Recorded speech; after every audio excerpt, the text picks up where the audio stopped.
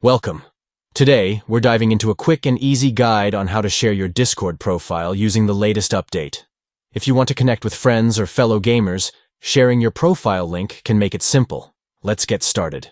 First, open Discord on your Android device. Once you're in, look at the bottom right corner of your screen and tap on your profile picture. This will take you to your settings. Next, you'll want to grab your username. Tap and hold your username until you see the option to copy it. This is an important step, so make sure you've got it copied. Now let's open a Notes app or any text editor you prefer.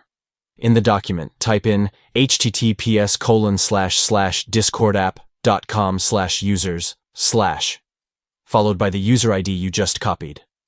For example, if your user ID is 123456789, your final link will look like this: https://discordapp.com/users/123456789. And there you have it. You've created a shareable link to your Discord profile. Now you can share this link wherever you want, be it in a chat, on social media, or even in a gaming forum. Thanks for watching.